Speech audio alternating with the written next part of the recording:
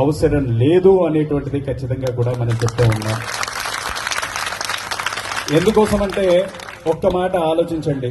మనం అయ్యప్ప స్వామికి సంబంధించి ఇక్కడ పూజ చేస్తూ ఒక మాటని చెప్తున్నాం.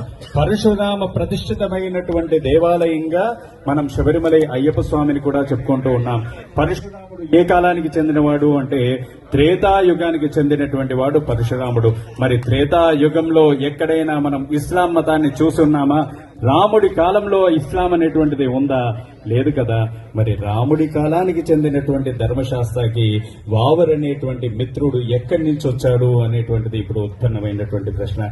కాబట్టి చరిత్రను వక్రీకరిస్తూ అయ్యప్ప చరిత్రను మార్చేటువంటి ప్రయత్నం చేస్తున్నారు. కాబట్టి శబరిమలై వెళ్లేటువంటి ఏ అయ్యప్ప కూడా ఖచ్చితంగా వావరు మసీదుని దర్శనం చేసుకోవాలి అనేటువంటి నిబంధన లేదు. సనాతనమైనటువంటి హిందువుగా ఖచ్చితంగా అయ్యప్ప దీక్షని, అయ్యప్ప స్వామిని రక్షించేటువంటి ప్రయత్నాన్ని చేద్దాం. ఇక ముఖ్యంగా కూడా చెప్పుకుంటే అయ్యప్ప స్వామి దీక్షను వేస్తున్నాం, శబరిమలై వెళ్తున్నాం. దాదాపు ఇక్కడ ఈ స్వామి వాళ్ళ 18కి వచ్చాడు. దాదాపు ఆ 18 వయసు అంటే 36 సంవత్సరాలుగా శబరిమలై కోవిల్లో మేము పనిచేస్తూ ఉన్నటువంటి పరిస్థితి అక్కడ మేము చూస్తున్నాం. నా చిన్నప్పటి నుంచి కూడా అదే పరిసరాల్లో పెరిగినప్పుడు అక్కడ వావరుకు మసీద్ అనేటువంటిది లేదు. ఇక్కడ ఏదైతే చిన్నగా మనకి విగ్రహాలు కనబడుతున్నాయో ఆ సైజులో ఒక పూరి పాక ఉండేది. కానీ ఈ రోజు ఏమైంది?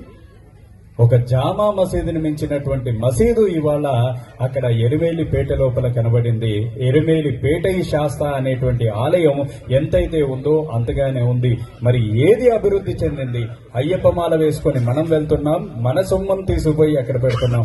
మన ఊర్లో అనేకమైనటువంటి మసీదులు ఉన్నాయి, మన చుట్టు ప్రాంతంలో అనేకమైనటువంటి మసీదులు ఉన్నాయి. ఏ మసీదులోనైనా మనం ఎక్కడైనా కనీసం మనం దీపం వెలిగించామా, కొబ్బరికాయ కొట్టామా, ఆ మసీదులో మనకి ప్రసాదాన్ని పెట్టారా? ఒక్కసారి ఆలోచించండి. పెట్టలేదు కదా. మరి ఎరుమేలికి పోతే ఎందుకు?